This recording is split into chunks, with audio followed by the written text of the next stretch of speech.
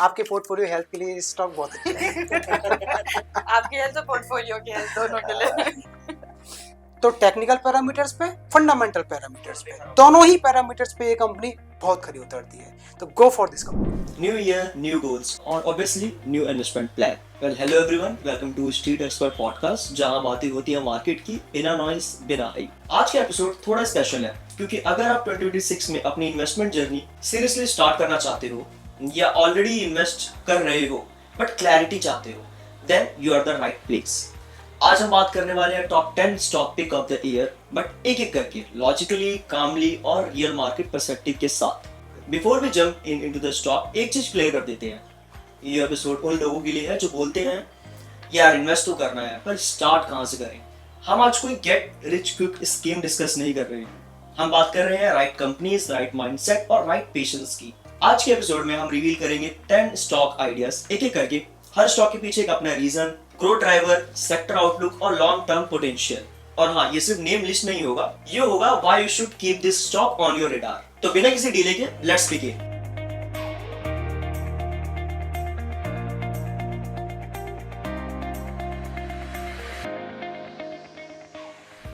आज हम बात करने वाले हैं top 10 stock picks of the year, but एक एक करके लॉजिकली, कामली और रियल मार्केट पर्सपेक्टिव के साथ। एंड इस इंपॉर्टेंट डिस्कशन के लिए मेरे साथ आज हैं दो expert from the Master Trust. So मैं चाहूंगा अपने आप को एक बार आप इंट्रोड्यूस करें। Hi Vicky, first of all, I wish you a very happy new year 2026. Thank you so much. I wish you a very prosperous and joyful year ahead. So, myself Vishnukant Upadhyay, ABP Advisory and Research Technical and Derivatives. So basically आज के इस podcast में हम लोग बात करने वाले हैं अपनी ईयर एंड रिपोर्ट पे, जो कि हमने रिसेंटली रिलीज़ की है। And we have contained 10 stocks in these reports, containing from the different sectors, from engineering to infra to railway, PSUs, banking. So ये सभी वो stocks हैं जो आपके पोर्टफोलियो को 2026 में एक माइलेज देने वाले हैं, एक फ्यूल देने वाले हैं। तो उन सभी स्टॉक्स के बारे में हम डिटेल में चर्चा करने वाले हैं। हेलो विकी, मैं यहाँ पे सुहानी यादव, फंडामेंटल एनालिस्ट हूँ रिसर्च एंड एडवाइजरी में ही। एंड मैं अपना व्यू फंडामेंटल पर्सपेक्टिव दूंगी ऑन दिस 10 स्टॉक्स। सारे investors, retail investors to HNIs, हम लोगों ने एक ऐसा स्टॉक लिस्ट क्यूरेट करा है जो हम चाहते हैं कि सिर्फ एक रिटेल इन्वेस्टर ना इन्वेस्ट कर सके, और भी जो अलग अलग टाइप के इन्वेस्टर्स हैं, कोई भी अपनी एलोकेशन इन 10 स्टॉक्स में दे सकता है इन 2026। Wonderful introduction, guys. So, before coming to the 10 stock, sir, I want to ask कि ये जो हमारी 10 stock जो हमने पिक करे हैं, ये कितने अलग हैं, कितने डिफरेंट हैं जो अलग इंडस्ट्री की रिपोर्ट से हैं? वेल, ऑल्दो मैं ये तो नहीं कहूँगा आपसे कि ये वो स्टॉक्स हैं जो आपने कभी नाम सुना नहीं होगा, बट यस डेफिनेटली ये वो स्टॉक्स हैं जो, जैसा कि मैंने अभी आपको कहा था, कि आपके पोर्टफोलियो को एक ब्यूटीफुली डिज़ाइन करेंगे। क्योंकि देखिए, एक्चुअली होता क्या है कि कभी कभी हम lack of information, lack of knowledge के चलते उन सभी स्टॉक्स को अपने पोर्टफोलियो में भर लेते हैं जो एक ही सेक्टर से बिलोंग करते हैं। कहते हैं ना कि we should not keep all eggs in the same basket. तो जैसे कि ये हमने जो पोर्टफोलियो, ये जो हमने रिपोर्ट क्यूरेट की है, ये हमने डिफरेंट सेक्टर से स्टॉक लिए हैं, और स्पेशली हमने उन सेक्टर्स को फोकस किया है जिन सेक्टर्स की 2026 में डिमांड ज़्यादा होने वाली है। क्योंकि हम सभी जानते हैं कि बजट आने वाला है फरवरी में, और बजट से पहले किन सेक्टर्स पे निगाह रहती है या फिर बजट के बाद किन सेक्टर्स पे निगाह रह सकती है, उन सेक्टर्स के ऊपर हमारा फोकस रहा है, या फिर उन सेक्टर्स के कौन से प्रॉक्सी स्टॉक्स हैं। कुछ स्टॉक्स ऐसे होते हैं जो उन सेक्टर से डायरेक्ट रिलेट करते हैं, कुछ स्टॉक्स ऐसे होते हैं जो इनडायरेक्टली रिलेट करते हैं। अब जैसे कि हम बात करें इंफ्रास्ट्रक्चर स्पेंडिंग की, तो इसमें बैंकिंग कहीं नहीं आता है, बट बैंकिंग के बिना क्या आप इंफ्रास्ट्रक्चर पर स्पेंड कर सकते हो? लोन्स तो आपको लेना ही पड़ेगा ना। आप कंजप्शन की यदि हम बात करते हैं, आप यदि बाइक खरीदने के लिए जाओगे तो आप क्या करोगे? लोन तो कराओगे ना, फाइनेंस।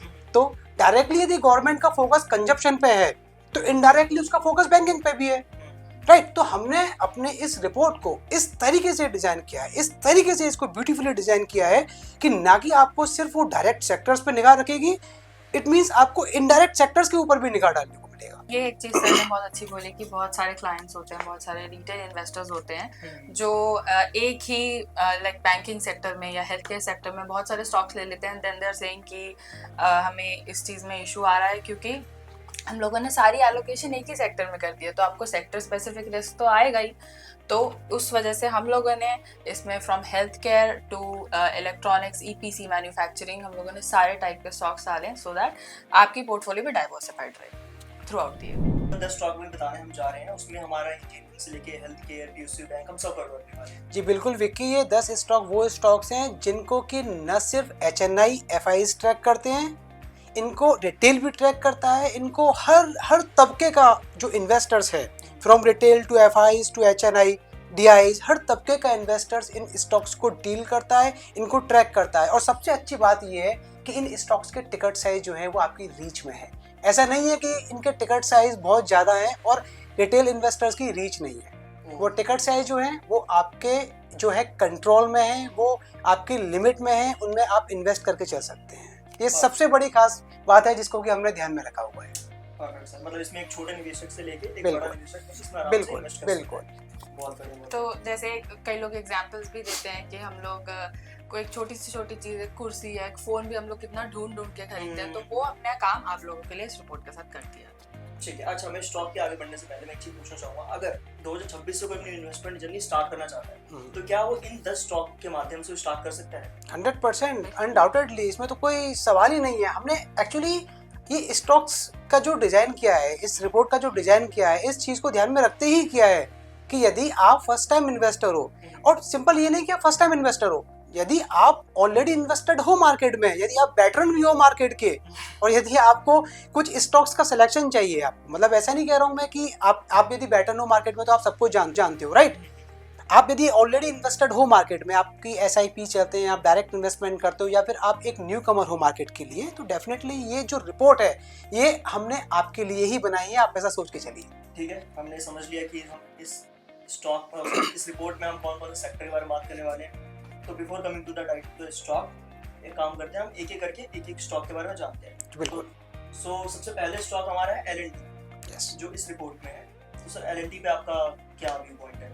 देखिए, पहले तो क्वेश्चन ये आता है कि इतनी सारी इंफ्रास्ट्रक्चर कंपनी है इंडिया में, तो हमने L&T को ही क्यों चुना, राइट।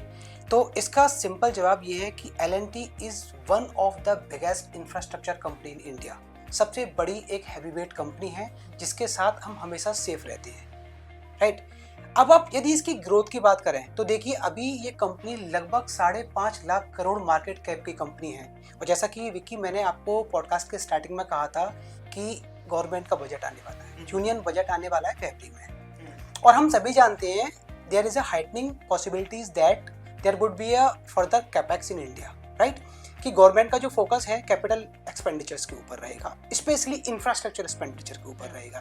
और जब भी इंफ्रा एक्सपेंडिचर की बात आती है तो एक ही कंपनी है जो हमारे दिमाग में आती है, और वो कंपनी है L&T, लार्सन एंड ट्यूब्रो, जो कि अभी फिलहाल फंडामेंटली बहुत साउंड है, अच्छे पैरामीटर्स के ऊपर वर्क कर रही है और अच्छे पैरामीटर्स के साथ ट्रेड कर रही है। और यदि हम फंडामेंटल पैरामीटर्स के साथ साथ इसके टेक्निकल पैरामीटर्स को भी एनालाइज करें तो आप समझ लीजिए ये हो जाता है सोने पे सुहागा, राइट। कि आप देखिए कि स्टॉक एक परफेक्ट मोमेंटम के साथ ट्रेड कर रहा है, स्टॉक अपने सारे की मूविंग एवरेजेस के साथ ट्रेड कर रहा है, और जितने भी ऑसिलेटर्स हैं, जितनी भी की ऑसिलेटर्स हैं, they all key oscillators are pointing towards a northward journey in the stock, right. तो मुझे लगता है कि Swani, if I am not wrong, कि यहाँ करंट मार्केट रेट से शायद इस स्टॉक में 18 to 20% का पोटेंशियल अपसाइड हमको देखने को मिलेगा। इवन जो CFO हैं कंपनी के, L&T के, he said कि अभी बजट में वो खुद एक्सपेक्ट कर रहे हैं कि जो इंफ्रा स्पेंडिंग है, बिकॉज ही इज सेइंग कि infra is a long way to go, जो हमने खुद भी वो पॉइंट बोला है दैट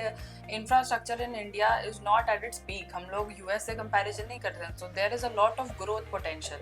तो उस हिसाब से उन्होंने बोला है कि 11 to 12% अबव, और उस पे जो अभी केपेक्स है they are expecting in union budget. सबसे पहले स्टॉक की मैंने बात करी विच इज L&T। अब मुझे है कि यार मैं बहुत ज्यादा चीजें देखता हूँ कि हाँ, जैसे भी आज का आपका एनवायरनमेंट चल रहा है, जैसे चल रहा है, तो मेरे को ऐसा लगता है कि जो आपके हेल्थ केयर सेक्टर है वो नेवर एंडिंग उसमें ग्रोथ है। मतलब मैं आज इन्वेस्ट करूँ, मैं कल इन्वेस्ट करूँ, मुझे लगता है कि उसमें कभी ना कभी आपको हमेशा एक ना एक मूवमेंट मिलती रहे। तो क्या आपकी रिपोर्ट में हेल्थ केयर सेक्टर से कोई है स्टॉक?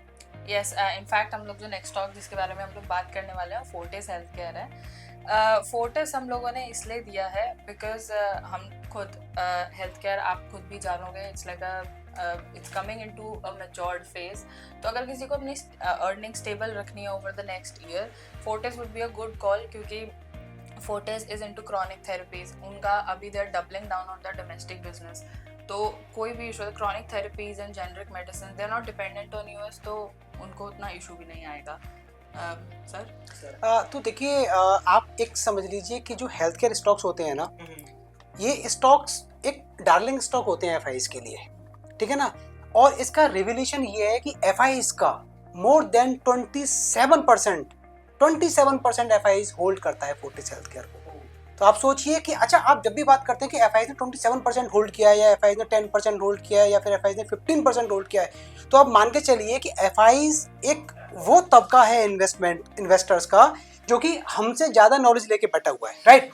मतलब person who is putting more than 1000 crore in the company. आप सोचिए कि वो कितनी गहन रिसर्च करके उस कंपनी में इन्वेस्टमेंट करता है. 27% का इन्वेस्टमेंट फोर्टिस हेल्थ केयर में एफआईज के द्वारा ये दर्शाता है कि कंपनी अपने आप में ही हर parameters, whether it's a fundamental parameters, be it technical parameter, हर पैरामीटर पे कंपनी खरी उतरती है. तो आप देखिए बेड कैपेसिटी की बात करें तो लगभग 5000 से ज़्यादा की बेड कैपेसिटी फोर्टिस की है. अभी आप देखिए आने वाले टाइम में सर्दी है, सर्दी के बाद अब एक मौसम आता है कि नॉर्मली एक फ्लू टाइप का कि हम बीमार ज़्यादा पड़ते हैं, बट नॉर्मली मैं कहना चाहूँगा कि वायरल फीवर आता है. मतलब हम कहना चाहेंगे कि भाई कोई भी बीमार ना पड़े, but touch wood, let's keep the finger cross for that. But yes, होता है ऐसा. तो that is why I am saying कि ये एक तरीके से कम्युनिटी की जब हम बात करते हैं तो कहते हैं कि gold silver is a safe haven asset. जब भी हम सेक्टर की बात करते हैं ना इक्विटी मार्केट में, तो हम कहते हैं health care sector is a safe haven sector. आप टेक्निकल पैरामीटर्स पे स्टॉक को देख लीजिए, स्टॉक कंटिन्यूअसली एक अच्छे मोमेंटम में है. आप यदि इस सेक्टर से जुड़े हुए अदर कंपनीज को देखोगे, चाहे वो एनएच हो या फिर वो अपोलो हॉस्पिटल्स हो, हर स्टॉक्स में कुछ ना कुछ आपको हेडविंड्स देखने को मिलेंगे. बट हमने थॉरोली इसको एनालिसिस किया है and so far we haven't seen any headwinds in this company right now. तो टेक्निकल पैरामीटर्स पे, फंडामेंटल पैरामीटर्स पे, दोनों ही पैरामीटर्स पे ये कंपनी बहुत खरी उतरती है. तो go for this company. And that is our second allocation. हमारा हेल्थ केयर का हो गया. बहुत बढ़िया. मतलब आप ये कहना चाहते हैं कि अब अगर आपको अपनी पोर्टफोलियो की हेल्थ अच्छी रखनी है तो फोर्टिस यू कैन कॉल. बिल्कुल, डेफिनेटली आपके पोर्टफोलियो हेल्थ के लिए स्टॉक बहुत अच्छा है. आपकी हेल्थ और पोर्टफोलियो की हेल्थ दोनों के लिए. Perfect sir. तो अभी तक हमने दो स्टॉक की बात करी, one is from engineering background and one is from health care sector. अगर मैं तीसरे स्टॉक की बात करूं तो क्या वो भी आपने हेल्थ केयर सेक्टर से पिक करा है या इंजीनियरिंग सेक्टर? तो डेफिनेटली वो एक हेल्थ केयर सेक्टर का ही स्टॉक है, बट वो कोई हॉस्पिटल कंपनी नहीं है. अच्छा. अब देखिए हॉस्पिटल में जाने के लिए आपको एक माध्यम चुनना पड़ता है, राइट. अब आप डॉक्टर के पास जाते हो, डॉक्टर आपसे क्या बोलता है, ये टेस्ट करा के लाइए. आज आप देखिए कि अब ये ट्रेंड बन चुका है कि आप छोटी से छोटी डिजीज के लिए यदि डॉक्टर के पास जाते हो ना, तो डॉक्टर आपको क्या बोलता है, ये टेस्ट करा के लाइए. अब आप वो टेस्ट कराने कहाँ जाते हो, पैथ लैब पे. और इंडिया में यदि हम लेबोरेटरी की बात करें तो कौन सी कंपनी नंबर 1 आती है, डॉक्टर लाल पैथ लैब. तो ये हमारा थर्ड सिलेक्शन हो गया आपके पोर्टफोलियो के लिए. अब देखिए सबसे एक अच्छी बात क्या है स्टॉक में, लो डेट कंपनी है, P 44 पे काम करता है, बहुत ज़्यादा हाई नहीं है कंपनी का. इंडस्ट्री पीयर्स की यदि हम बात करें, इंडस्ट्री में यदि आप इसको एनालिसिस करेंगे तो one of the best fundamentally sound company you will find doctor Lal path lab. Technical parameters की यदि हम बात किया जाए तो टेक्निकल पैरामीटर्स में एक राउंडिंग बॉटम फॉर्मेशन बना रहा है, यानी कि अच्छे करेक्टिव फॉल के बाद एक अच्छा खासा बायर पार्टिसिपेशन हमको रिसेंट डेज में इसको देखने को मिला है. सारे ही मूविंग एवरेजेस के ऊपर चल रहा है और मुझे लगता है कि this is the right time to get entry in this stock. क्यों सुहानी, आपका क्या व्यूज है इसके ऊपर? I mean, आप कहीं पे भी देखो, आपको कोई भी, आप कहीं भी डॉक्टर पे जाते हो, किसी भी डॉक्टर पे, दे आर आइदर आपको टेलिंग यू दैट हमें पैथोलॉजी टेस्ट चाहिए, रेडियोलॉजी टेस्ट चाहिए, डायग्नोस्टिक्स, ये इतने सारे आपने देखा होगा. कभी भी सबसे ज़्यादा क्वेरी इस कंपनी के साथ हमें सबसे ज़्यादा क्वेरी यही आती है कि इनका रेवेन्यू किस चीज़ से कनेक्टेड है या को रिलेटेड है. तो इवन कंपनी हैज सेड कि हमारा रेवेन्यू कभी भी, हम कितने लैब्स खोल रहे हैं उससे रिलेटेड है ही नहीं, क्योंकि जो लैब्स हैं उनको ब्रेक इवन करने में टाइम लगता है. एंड एक और क्वेरी आती है लोगों की कि कभी भी एक्सपेंशन हो रहा है तो रीजनल प्लेयर से हमें कोई कॉम्पिटिटिव इशू तो नहीं है.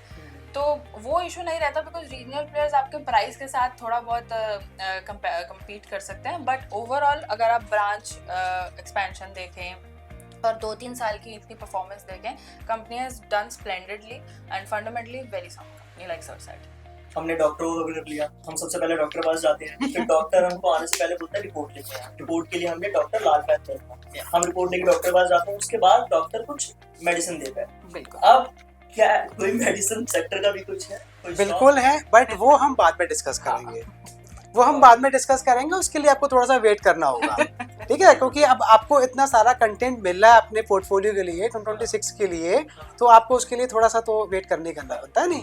बिल्कुल सर, इतना वेट करना हमारा बनता है अगर हमको अच्छे पोर्टफोलियो चाहिए। जी बिल्कुल बिल्कुल। Patience is the key in the market. Yes, yes. Always we see patience is the key to get succeed in the market ना। और जब हम स्टॉक मार्केट की बात करते हैं तो तीन चीज ही हैं जिनके ऊपर हम ध्यान देते हैं, आपका डिसिप्लिन हो गया, आपका पेशेंस हो गया, और जो आपकी बस टाइमिंग और आपका बस, यही तीन चीजें हैं जिनके ऊपर हम ध्यान देते हैं अपने स्टॉक मार्केट में। हमने 2 सेक्टर कवर कर लिए, अब क्या आपकी गवर्नमेंट सेक्टर भी आपकी है, आपकी रिपोर्ट में है, जिस पे कि हम चर्चा कर सकते हैं? जी बिल्कुल, गवर्नमेंट PSU भी हमारे रिपोर्ट में है, और एक ऐसा स्टॉक हमारे रिपोर्ट में है जिसके ऊपर, उस सेक्टर के ऊपर हर इन्वेस्टर्स का ध्यान रहता है एड ऑफ यूनियन बजट। अब आप गैस कर सकते हैं आई थिंक कि आजकल जब से ये रेजिम चेंज हुआ है 2014 से, नॉर्मली फोकस किन सेक्टर्स के ऊपर ज़्यादा है, तो जो एक्सपोनेंशियल रन किया है अभी तक वो सेक्टर्स इंफ्रा हैं, रेलवे हैं, डिफेंस। तो देखिए हमारा जो अब स्टॉक रहने वाला है ना, वो डिफेंस सेक्टर से रहने वाला है, और डिफेंस में भी हम वो कंपनी लेके आए हैं जो हर सेना को, I mean that's a military, that's a air force, that's a navy, हर सेना को कैटर करती है। वो कंपनी है BEL, भारत इलेक्ट्रॉनिक्स लिमिटेड। ये एक नवरत्न कंपनी है, और मैं बात करूं इसके पैरामीटर्स के, तो देखिए ऑलरेडी कंपनी जो है वो 3 लाख के मार्केट कैपिटलाइजेशन पर ट्रेड कर रही है। अभी आप सोचिए कि इतना ह्यूज मार्केट कैपिटलाइजेशन कंपनी का, और जिसमें कि ग्रोथ के पोटेंशियल्स इतने हैं कि, क्योंकि हम जिस तरीके से जियो पॉलिटिकल डेवलपमेंट्स अभी फिलहाल हो रहे हैं, रिसेंटली हमने देखा कि किस तरीके से US वेनेजुएला के बीच में हुआ, यूक्रेन रशिया के बीच में हुआ, और इंडिया के जो नेबरिंग कंट्रीज हैं, स्पेशली चाइना, पाकिस्तान, बांग्लादेश, जिस प्रकार डेवलपमेंट होता रहता है इंडिया के पास, उससे एक चीज तो क्लियर है, वो ये कि हमारा डिफेंस सेक्टर्स, हमारे वेपन्स, हमारे ammunitions should be a very strong to respond any heinous crime और attack, I mean act from those countries, right. तो उसके लिए हमको क्या करना पड़ेगा कि अपने डिफेंस सेक्टर को गियर अप करना पड़ेगा, अपने डिफेंस सेक्टर को मजबूत करना पड़ेगा। दैट इज वाई ये एक ऐसी कंपनी है जिसको कि हर सेना से ऑर्डर्स मिलते रहते हैं।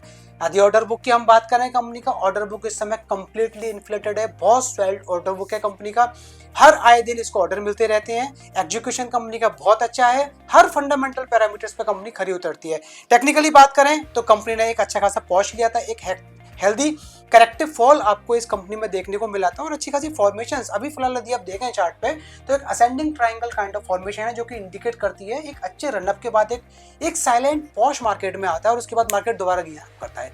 तो प्राइसेस अभी करंटली बहुत अच्छे लेवल पे पोस्ट है, और मुझे लगता है कि यहाँ से कम स्टॉक में 17 to 80% का पोटेंशियल अपसाइड आपको आने वाले टाइम में देखने को मिलेगा। तो यदि आप किसी भी एक्सटर्नल थ्रेट से अपने पोर्टफोलियो को बचाना चाहते हैं तो ये स्टॉक आपको जरूर अपने पोर्टफोलियो में रखना होगा। जैसे ये कंपनी हमारे इंडिया को स्ट्रॉन्ग करती है, ऐसे ही ये स्टॉक आपके पोर्टफोलियो को स्ट्रॉन्ग करेगा अगेंस्ट एनी एक्सटर्नल थ्रेट।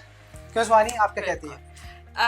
कभी भी बजट से पहले कोई भी कॉन्वर्सेशन आती है, उस कॉन्वर्सेशन में सबसे पहले नाम आता है डिफेंस में कितना बजट जा रहा है डिफेंस में, तो सबसे पहले नाम आता है अच्छा BEL सबसे ज़्यादा इफेक्ट होगा। तो उस वे में अगर हम सोचें तो कंपनी हमेशा अपनी गाइडेंस भी मॉडेस्ट रखती है, बोलती है कि हम अभी 2026 की भी उन्होंने गाइडेंस 15% रेवेन्यू की रख रखी है कि रेवेन्यू हमारा उतना ही बढ़ेगा।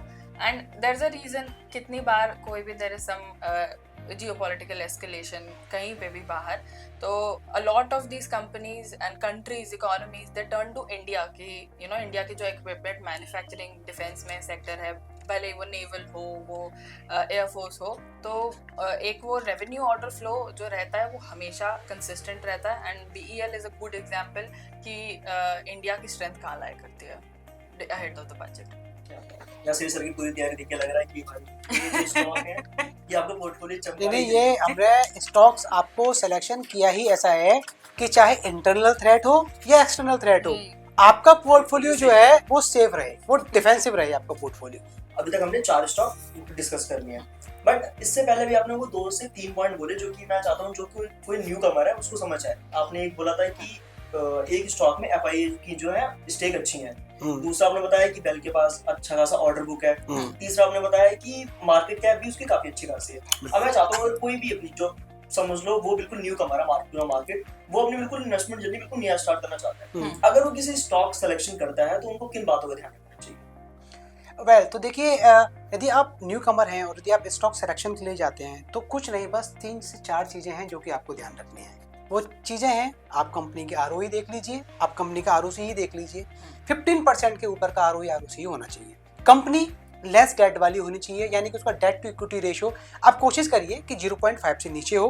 प्रेफर्ड, अभी जितनी भी हम कंपनी की डिस्कस कर चुके हैं उनका जो डेट टू इक्विटी रेशियो है वो 0.2 0.3 के आसपास का है, राइट स्वानी?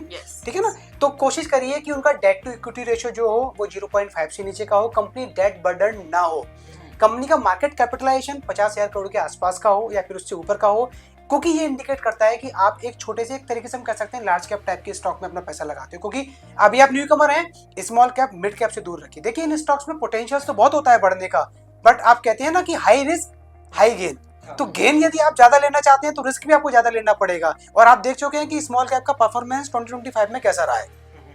तो सबसे बड़ी बात, 50,000 करोड़ की कंपनी हो कम से कम, एफआईज का पार्टिसिपेशन हो कम से कम, आप ये लेके चलिए 7 से 8% का एफआईज का उसमें होल्डिंग हो, क्योंकि यदि आप सोचिए कि एफआईज की होल्डिंग उस कंपनी में है, इट मींस कि कंपनी बड़े प्लेयर्स की भी फेवरेट कंपनी है।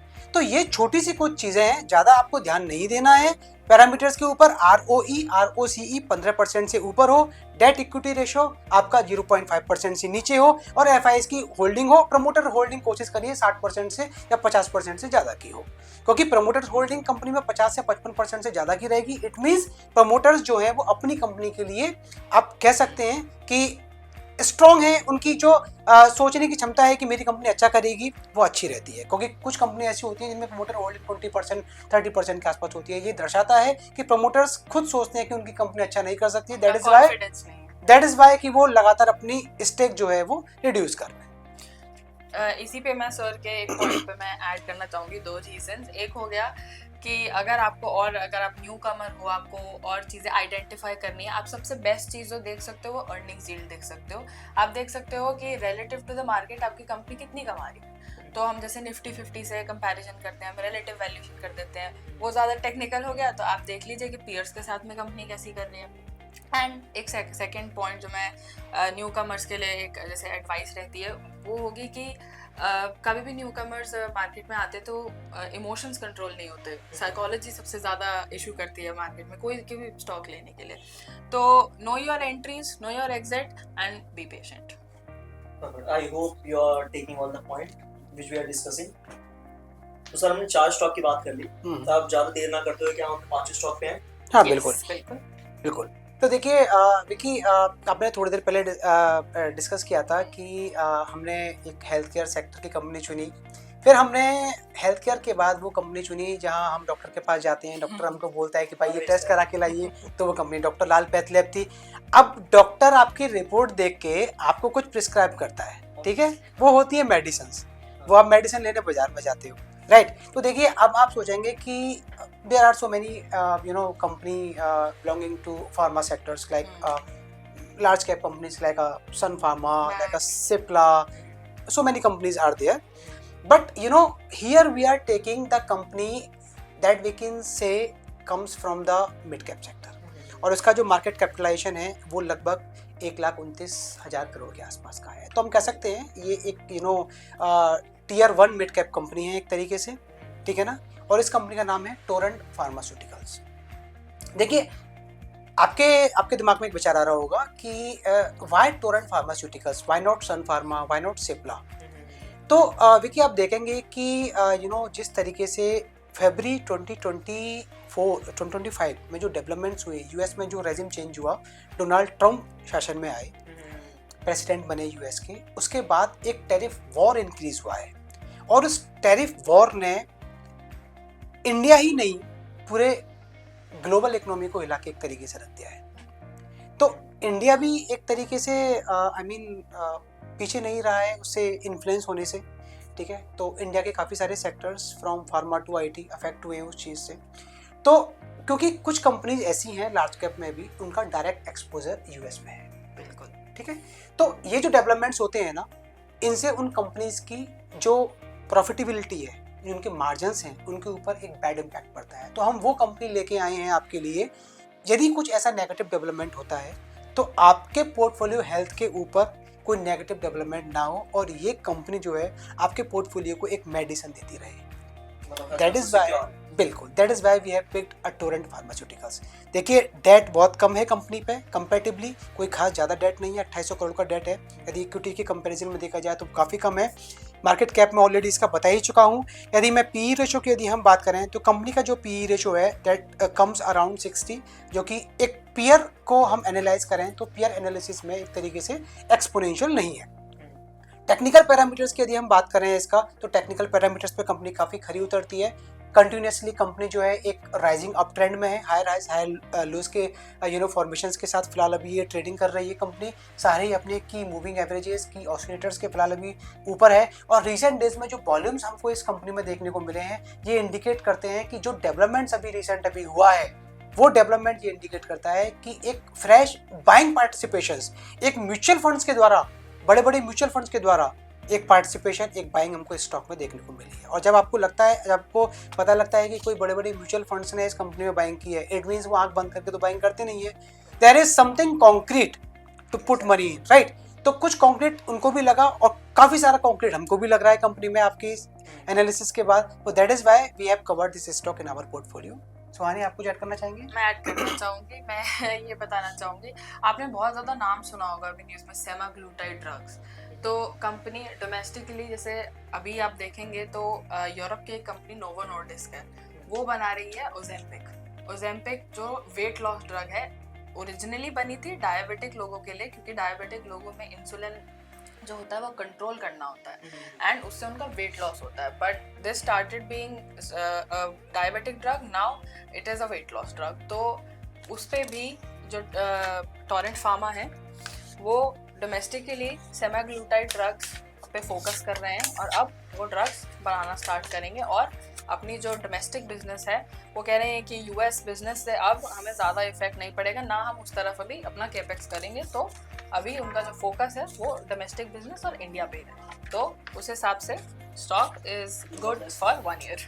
तो अभी तक हमने 5 स्टॉक की बात कर ली है। मैं एक बार अपने ऑडियंस के लिए समराइज कर देता हूँ कि हमने कौन से 5 स्टॉक के बारे में बात करी है। First one is L&T, second Fortis Healthcare, and third one is Dr. Lal Path Lab, fifth is BEL Well, and the last one is Torrent Pharma। तो सर हमने अभी 5 स्टॉक की बात करी है। अगर मैं ये बोलूँ कि कोई इन्वेस्टर है, उसके पास 1 लाख रुपए हैं, तो क्या आप बता सकते हैं कि अगर वो 1 लाख इन 5 स्टॉक में अगर इन्वेस्ट करना चाहे तो कैसे कर सकते हैं, कैसे एलोकेट कर सकते हैं? देखिए वैसे तो विकी सिंपल अप्रोच होती है कि आप हर स्टॉक को एक इक्वल वेटेज दीजिए।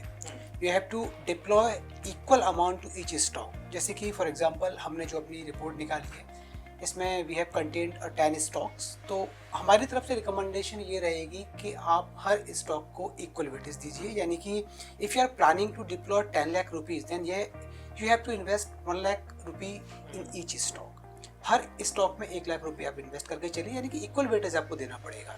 मतलब ऐसा नहीं कि कोई पार्शलिटी करनी है कि L&T हमने आपको बोला है कि L&T के में आप 2 लाख रुपये लगा लीजिए, AI इंजीनियरिंग में हमने बोला है कि उसमें आप 50,000 रुपये लगा लीजिए। No, because we have very beautifully curated this report for your portfolio and for your defensive portfolio.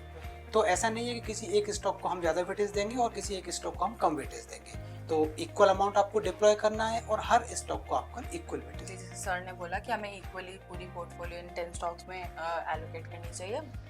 But अगर किसी का कोई सेक्टर प्रेफरेंस है या फिर somebody is already in that sector and has been, तो आप अलग से उस सेक्टर में ज़्यादा एलोकेशन दे सकते हैं, बाकियों में आप इक्वल वेटेज एलोकेशन दे सकते हैं। तो it depends on your preference too. Otherwise हमारा रिकमेंडेशन ये रहेगा कि आप इक्वली करें। ठीक है सर, हमने 5 स्टॉक कर लिए। अब हम बढ़ते हैं अपनी 5th स्टॉक की तरफ।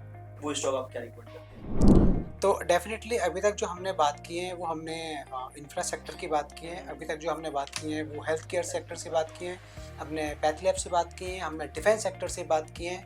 तो अब क्यों ना एक ऐसे सेक्टर की बात की जाए जिनको फंडिंग करने के लिए एक ऐसे सेक्टर की रिक्वायरमेंट होती है जो बहुत ही इंपॉर्टेंट रोल प्ले करता है। इंफ्रा प्रोजेक्ट्स को फंडिंग कौन करता है वो आप भी समझते हैं, डिफेंस प्रोजेक्ट्स को कौन फंडिंग करता है वो आप भी समझ सकते हैं। तो हमारा जो अब का जो पिक रहेगा that will be from the banking industry, right?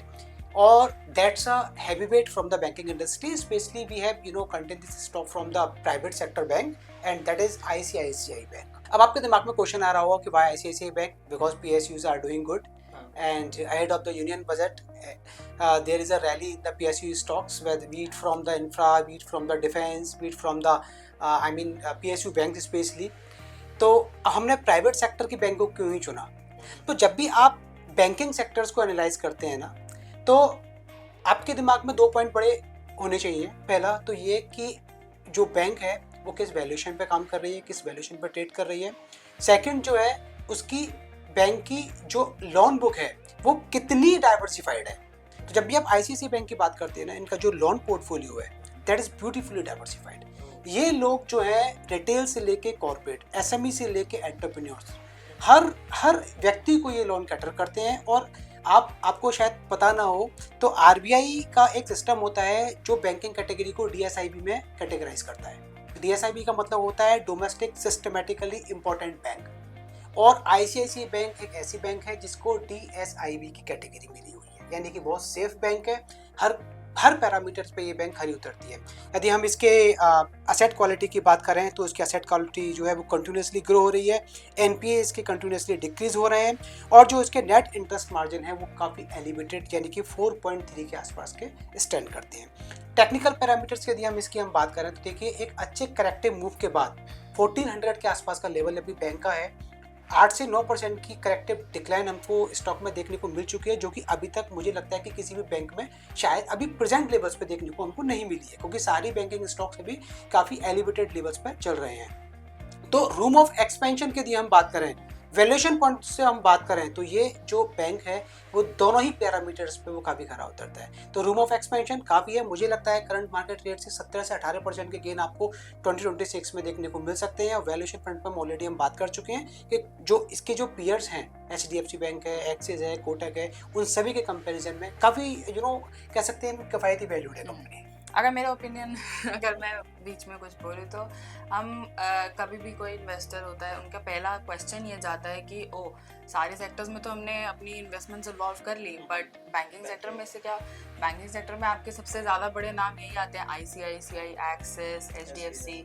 So ICICI एक ऐसा बैंक हो गया जो हैवी वेट कैरेक्टर जैसे सर ने बोला, एंड इट्स स्टेबल। तो आपको पता है क्या अर्निंग्स रहेंगी। इवन अगर आप मैनेजमेंट के बारे में बात करें तो रिसेंटली मैनेजमेंट ने भी बोला है कि इनके निम्स अभी 4.3% पे चल रहे हैं, एंड देयर सेइंग कि वो रेंज बाउंड ही रहेंगे। हम लोगों को 1 साल 1.5 साल के लिए हमारा वो कंसिस्टेंट रहेगा। तो रेवेन्यू विजिबिलिटी किसी भी इन्वेस्टर के लिए रहेगी इतना टाइम के लिए। और इसमें मॉनिटर टाइम में कितना ग्रोथ एक्सपेक्ट कर सकते हैं? देखिए ग्रोथ आप किस पॉइंट ऑफ द व्यू में चाह रहे हैं? स्टॉक के प्राइसेस में ग्रोथ हम ऑलरेडी बोल चुके हैं कि स्टॉक के प्राइसेस जो वी आर एक्सपेक्टिंग कि from the present levels we are seeing prices have to increase towards 1800 to 1900 levels. तो लगभग यहाँ से 18 से 19% की तेजी हमको आने वाले टाइम में यानी कि 2026 में देखने को मिल सकती है।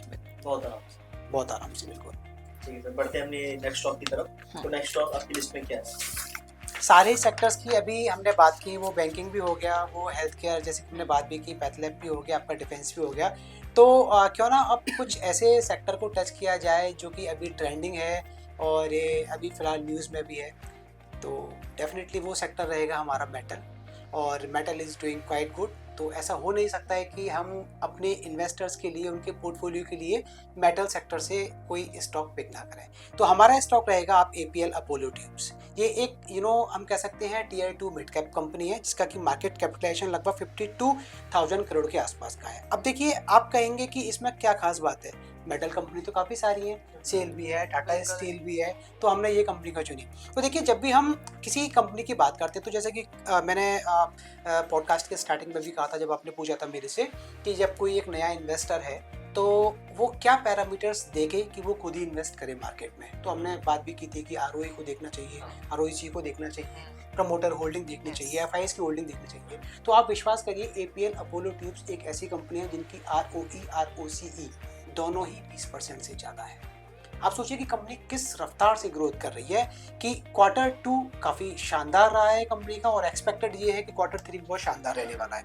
आप देखिए इसकी जो एनुअल कैपेसिटी है ना, दैट इज करंटली 4.3 MTPA है, मैट्रिक टन्स पर एनम, जो कि एक्सपेक्टेड है ग्रो होना 6.8 के आसपास FY28 में।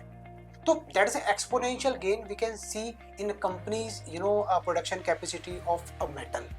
अपार्ट फ्रॉम दैट यदि आप अलग पैरामीटर्स की बात करें तो जिसके जो ऑपरेशंस हैं वो 8.8% के आसपास YoY ग्रोथ की हैं, that is a very significant. आप एफआईएस की होल्डिंग की बात करें तो 33%। आप सोचिए कंपनी में केवल 33% एफआईएस स्टॉक को होल्ड करता है। और जैसे कि हमने पहले भी आपको बता चुके हैं कि जिस कंपनी में एफआईएस की होल्डिंग एक्सपोनेंशियली बढ़ रही है, आप FY24 से आप लगाएंगे ना इसको, लास्ट क्वार्टर दिसंबर FY24 से, तो आप कंसिस्टेंटली देखेंगे कि एपीएल अपोलो में एफआईएस की होल्डिंग लगातार बढ़ रही है। Currently it is standing around 33.72, और जो कि यदि दिसंबर FY24 में आप देखेंगे तो वो 31% के आसपास की थी। तो हर क्वार्टर में एफआईएस की होल्डिंग बढ़ रही है, हर क्वार्टर में डीआईएस की म्यूचुअल फंड्स वालों की होल्डिंग बढ़ रही है। तो यदि इतने बड़े प्लेयर्स किसी कंपनी में पैसा लगा रहे हैं तो there is something cooking good in the company, right. Debt equity ratio की बात करें तो करंटली स्टैंडिंग 0.16%, यानी कि डेट जो है कंपनी का अगेंस्ट द इक्विटी ना के बराबर है। तो this is a completely defensive play from the metal sector. Technical parameters की बात करें, सॉरी, ये एक विन-विन सिचुएशन। बिल्कुल मेटल में एक विन विन सिचुएशन हो सकती है। देखिए काफी स्टॉक्स हैं बहुत एलिवेटेड लेवल्स पे ट्रेड कर रहे हैं। हमारी कोशिश हमेशा ये रहती है कि उन स्टॉक्स को फिल्टर करना जिनमें, जैसे कि मैंने अभी कहा ICICI बैंक के बारे में, रूम ऑफ एक्सपेंशन हो। इस स्टॉक में मेरे को लगता है काफी पोटेंशियल है ग्रो करने का, लगभग 22 से 24% की रैली आने वाले टाइम में इस स्टॉक में आपको देखने को मिल सकती है। टेक्निकल पैरामीटर्स मैं आपको बता दूं, एक शानदार कंसोलिडेशन के बाद प्राइसेस में एक अच्छा ब्रेकआउट देखने को मिला, यानी कि इंडिकेट करता है कि लोअर लेवल्स पे से बायर्स का पार्टिसिपेशन कंटिन्यूअसली ग्रो हो रहा है। स्वानी, आप कुछ ऐड करना चाहेंगे? जी बिल्कुल ऐड करना चाहूँगी। अगर आप एपीएल अपोलो की बात करो, आपको पहले समझ नहीं आएगा कि हाँ ट्यूब्स बना रहे हैं, बट फॉर व्हाट अगर आप सोचोगे तो कंपनी काम कहाँ कर रही है, वेयर हाउसिंग में काम कर रही है, इंफ्रा में काम कर रही है, डेटा सेंटर्स में काम कर रही है, वहाँ पे इन इंडस्ट्रीज को केटर कर रही है। एंड जैसा कि सर ने बोला कि अपनी जो कैपेसिटी है ये लोग 4.3 से 6.8 करना चाह रहे हैं बाय FY28, तो वो उस कैपेसिटी एक्सपेंशन के लिए 15 बिलियन का केपेक्स लगा रहे हैं over that time, and FY28 तक वो चाह रहे हैं कि इतना एक्सपेंशन हो जाए।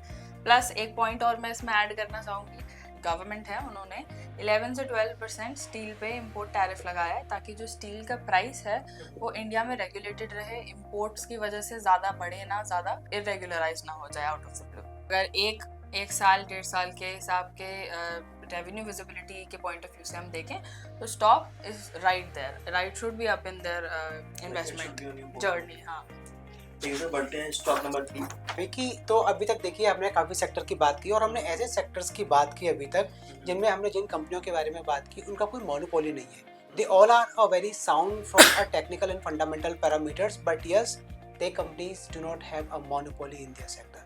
अब हम एक ऐसी कंपनी के बारे में बात करने जा रहे हैं कि वो कंपनी इस सेक्टर्स में मोनोपोली रखती है। अब यदि वो कंपनी मोनोपोली रखती है तो डेफिनेटली उस कंपनी के फाइनेंशियल्स, हेल्थ और हर तरीके से टेक्निकल हेल्थ भी कंपनी की साउंड होगी। तो वो कंपनी है Bharti Airtel, a biggest and global telecommunication company belonging from the India. तो इसके बारे में हम बात करें तो देखिए, जब भी हम टेलीकॉम कंपनीज को हम एनालाइज करते हैं ना, तो पर्सनली मैं एक चीज़ को सबसे ज़्यादा इंपॉर्टेंस देता हूँ, और वो है आपका ARPU। ARPU का मतलब होता है आपका एवरेज रेवेन्यू पर यूज़र, यानी कि आपका एक यूज़र से, जो आपका कंज्यूमर है, उससे आपको कितना रेवेन्यू आ रहा है। तो can you believe we have seen a very exponential growth in Bharti Airtel's ARPU। Last quarter में 2025 के लास्ट क्वार्टर में ARPU जो था भारती एयरटेल का, that was 233, that has been increase to this quarter by a significantly, that is around 255, 256 के आसपास का ARPU अभी भारती एयरटेल का खड़ा हुआ है। We have seen a very significant growth in ARPU। Apart from that कुछ और पैरामीटर्स हैं जैसे कि प्रोमोटर्स होल्डिंग है लगातार 50 के ऊपर बनी हुई है, एफआईएस की होल्डिंग लगातार 27 के ऊपर बनी हुई है, और इसके अलावा अलग पैरामीटर्स को आप देखें कि उनकी कितनी रेवेन्यू ग्रोथ थी, ऑपरेशन से कितनी थी, एबिटा मार्जिन्स कितने थे। Q2 जो था भारतीय एयरटेल का, that was very very fantastic, और एक्सपेक्टेशंस ये है कि Q3 की अर्निंग्स भी काफ़ी शानदार आने वाली है। इसके अलावा कुछ अलग पैरामीटर्स हैं। कंपनी जो है अभी इंडस्ट्री पी से नीचे काम कर रही है, इंडस्ट्री का पी लगभग 50 के आसपास आता है, तो भारतीय एयरटेल का पी जो है वो 31 के आसपास आता है। तो यदि वैल्यूएशन फ्रंट की बात करें तो अपने इंडस्ट्री पीयर से काफ़ी नीचे के पी पे कंपनी ट्रेड कर रही है। पीई का मतलब क्या होता है कि आपको कितने रुपए देने हैं कंपनी में 1 रुपया अर्न करने के लिए, राइट। तो वैल्यूएशन फ्रंट पर बात करें, टेक्निकल पैरामीटर्स पर बात करें या फिर अदर पैरामीटर्स पर बात करें, मुझे लगता है कि ये कंपनी आपके पोर्टफोलियो में होनी चाहिए, आपके पोर्टफोलियो को ढंग से कम्युनिकेट करने के लिए। एक टेली कम्युनिकेशन सेक्टर की कंपनी आपके पोर्टफोलियो को यदि कम्युनिकेट अच्छी तरीके से करना है तो इस कंपनी को आपको अपने पोर्टफोलियो का हिस्सा जरूर बनाना पड़ेगा। बिल्कुल। तो स्वानी आप क्या कहती है इसके बारे में? बिल्कुल, I agree with everything sir said, क्योंकि आप कभी भी देखोगे, आप सबसे पहला मन अगर किसी का कि हमें रिचार्ज करवाना है, हमें कुछ भी कराना है, या तो एयरटेल या तो वोडाफोन दिमाग में आता है कि हाँ यही सबसे ज़्यादा होगा। Jio is now getting traction, but ये एक ऐसे एस्टैब्लिश प्लेयर्स हैं जिनसे कंपनी में अगर आप इन्वेस्ट करोगे over 1 year, it's a very good stock. Plus खुद मैनेजमेंट ऑल्सो बिलीव्स कि जो आरपूज हैं कंपनी के, द एवरेज रेवेन्यू पर यूज़र, एंड जो कंपनी आरपू को ग्रो करना चाहती है जिस तरह से, दे आर सेइंग कि इट्स वेरी सस्टेनेबल वे जिसमें हम आरबूस को ग्रो करेंगे ओवर द 1 and 2 years। वो भी इसलिए because slowly after 5G 6G is going to be introduced, which many companies are working on right now।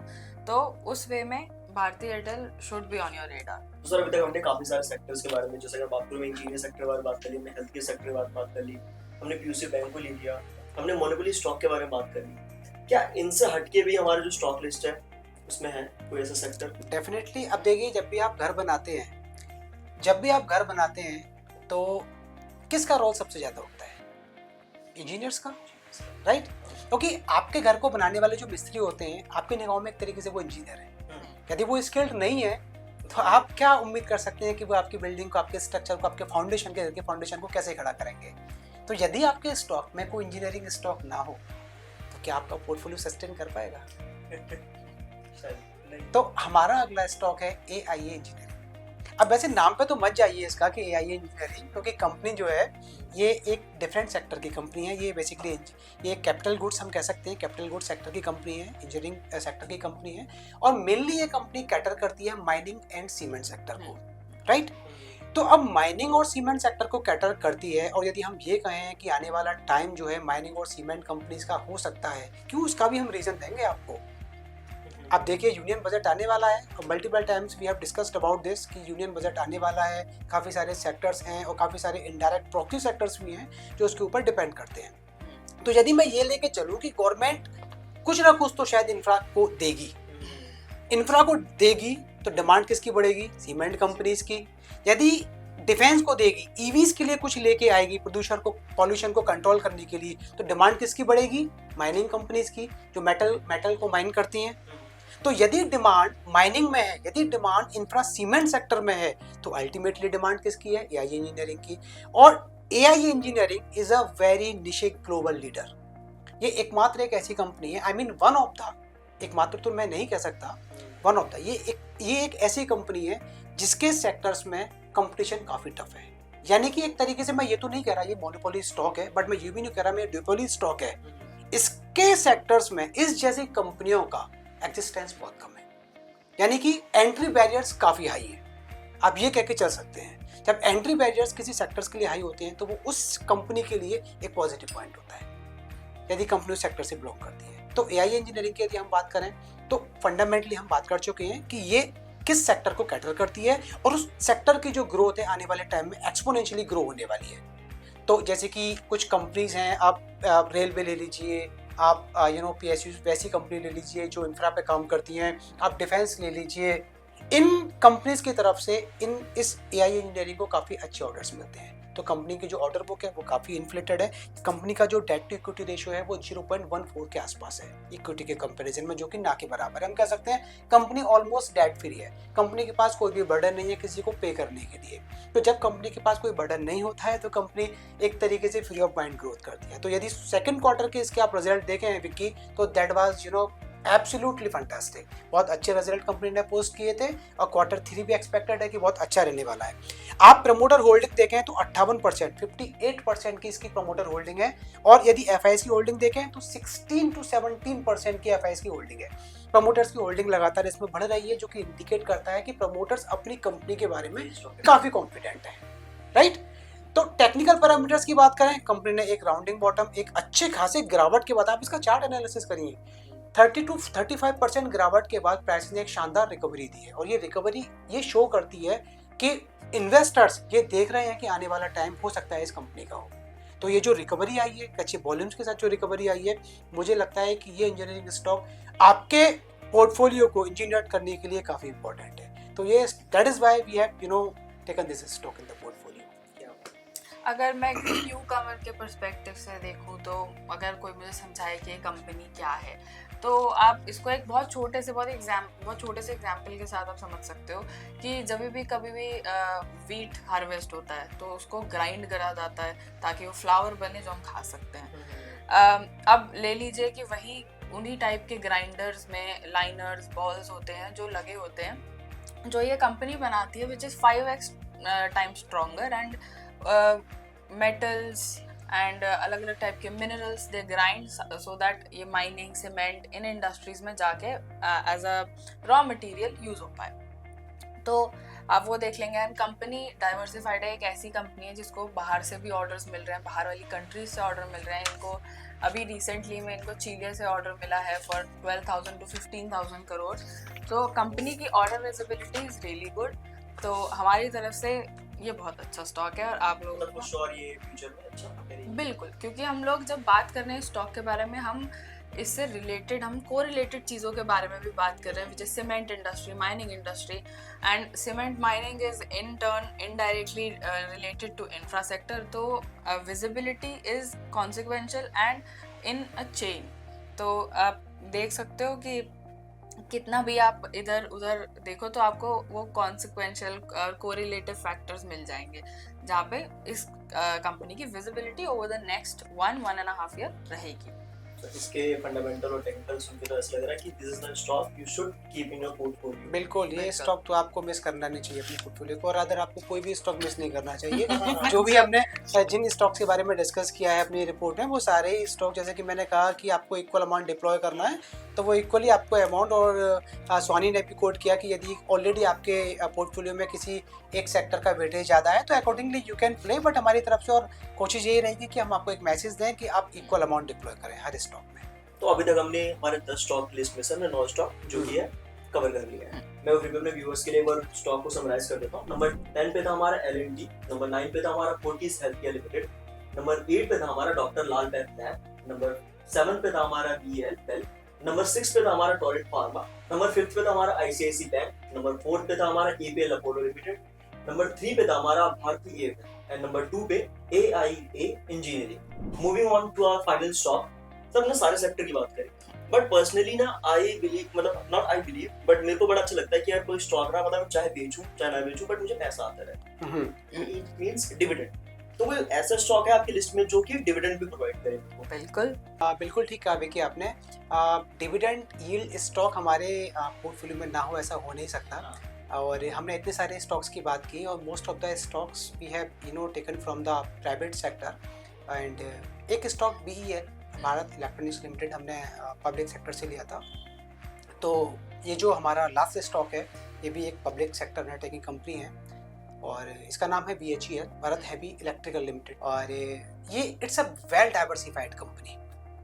और आपने डिविडेंड यील्ड की बात की, तो मैं कहना चाहूँगा कि यदि कोई डिविडेंड यील्ड पर्सपेक्टिव से स्टॉक बाय करना चाहता है तो BHEL could be a very great pick for them, right.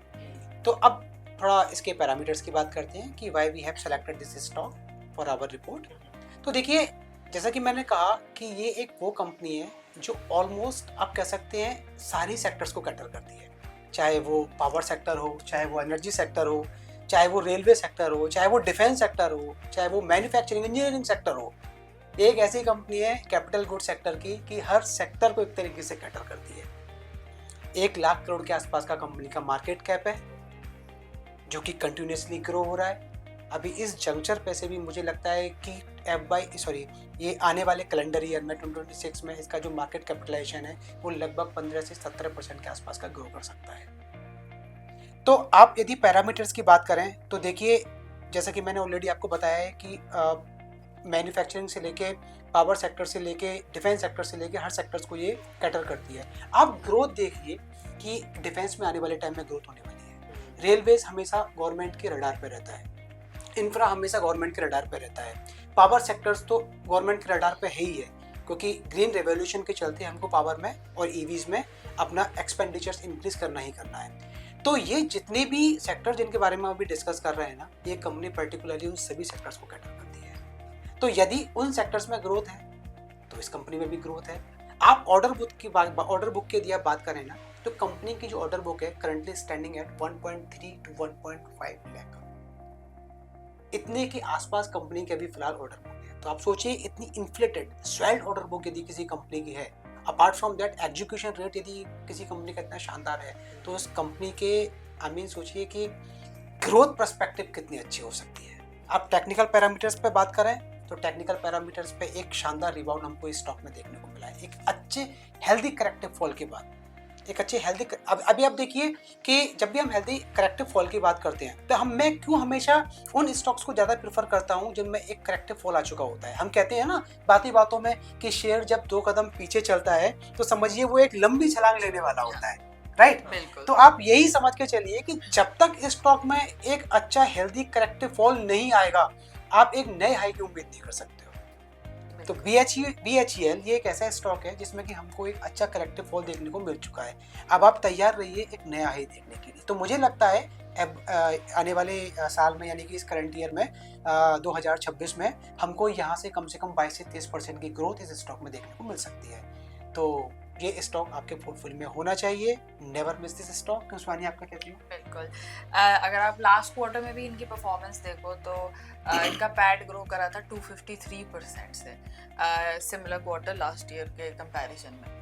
अगर आप वो देखो एंड फिर एक और फैक्टर अगर आप पॉइंट आउट करो तो आप बोलोगे कि हाँ इतने सारे सेक्टर्स को केटर कर रहा है, तो ऑब्वियसली ऑर्डर विजिबिलिटी तो रहेगी और बहुत लॉन्ग टाइम के लिए रहेगी।